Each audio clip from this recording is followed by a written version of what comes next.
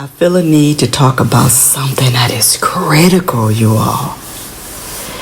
I have to say something about this because it is just wreaking havoc everywhere. What am I talking about?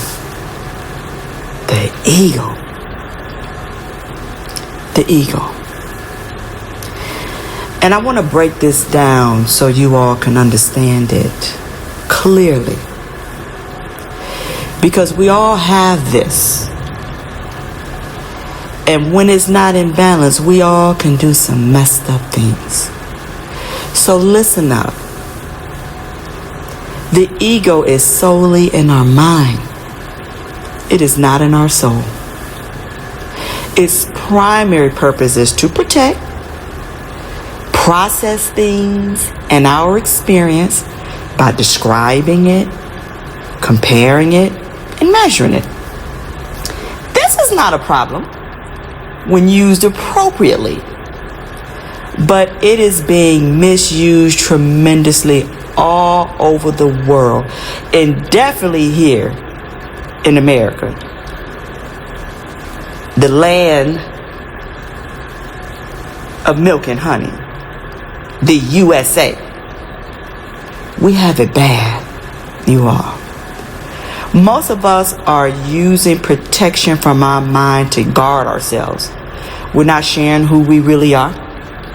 You know, when you go to work, you know that my mother would say, you're putting on the monkey suit. But you know, when you go to work, you're not really being who you are. You're being who you want them to think you are or perceive. And that's why we feel so much pressure when we go to work, right? Because we feel like we have to go and be someone that we're not. We're wearing these masks. I've talked about this before. We also are afraid of people getting close to us too. And that may come from some trust challenges, things that have happened, trauma in the past. That's a whole nother topic that I want to talk about is, the victim matrix and where all the trauma come from, and we stay stuck there. But we won't talk about that today. But going back to this, not letting people get close to us. So again, we're not being our authentic selves. We misuse the comparison part of the ego mind by comparing against each other instead of things that we are creating or building. This is where judging comes in. We do this routinely all day long, right? Let's be honest about this. Become unveiled. Walk that truth path with me. I've had to do it. I've had to go back. I've told you to do a life review, and it stings when you realize it. But it's okay. We're forgiven. But I've done this as well. We are sizing people up based on the type of car they are driving, the clothes they are wearing, where they live, their physical appearance. It goes on and on and on. As if they missed the mark, then they're less than. Then we measure people. That's that third part of the functionality of the ego mind. Remember, protection was first, comparison was second, and now we're talking about it measures. So instead of measuring the things we create to build, we are measuring people based on their accomplishments. Do they have a high-paying job? Is your degree worthy enough? Where did you go to school? Was it a top Ivy League college? How many awards do you have? Certificates? Were you on the honor roll? Were you the valedictorian? How can you stand out to be better than someone else? And this competition thing has gotten way out of hand. We should actually be more cooperative and working together. But hey, it's that old program and it's the pattern. We are brought in from day one, taught to compete, be number one. That's a whole nother story. I have to get into that in another topic, because that there has just created a lot of problems for us and why we feel like we're not enough. Why we don't fit in. But going back to this measurement, we're also looking at tests. Tests is in every school system. Competency tests. Tests for everything, right? IQ tests. It's just too much. And again, it's a way to measure us and put us in categories. With this, it never ends either. So with all of this, we already got programmed into us. It makes sense why things have gotten ridiculous. Let's sum this up.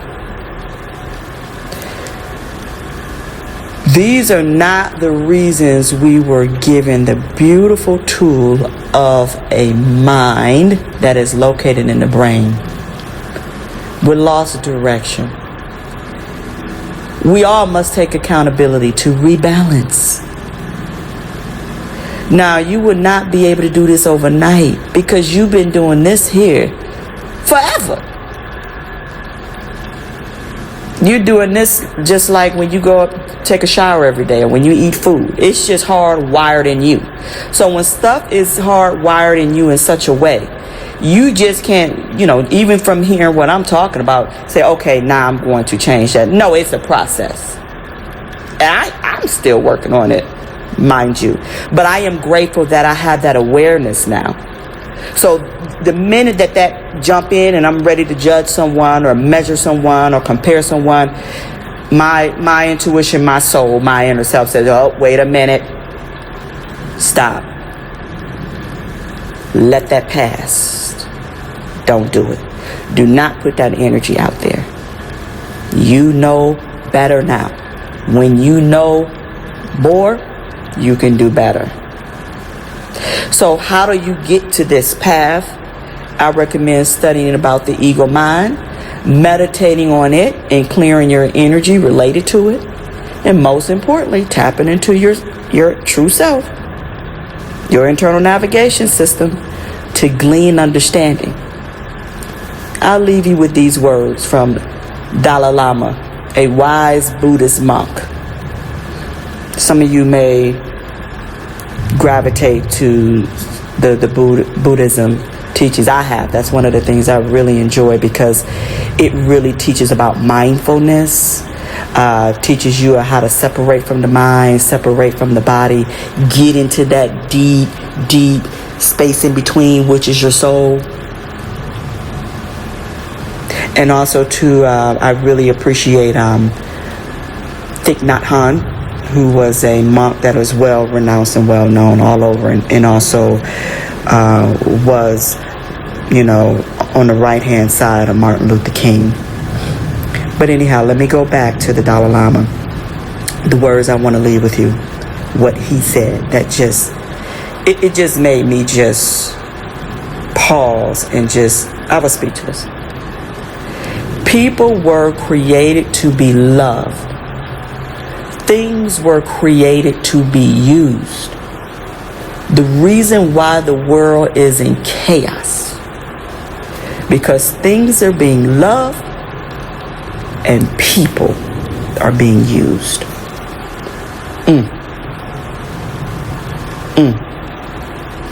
Let that sit.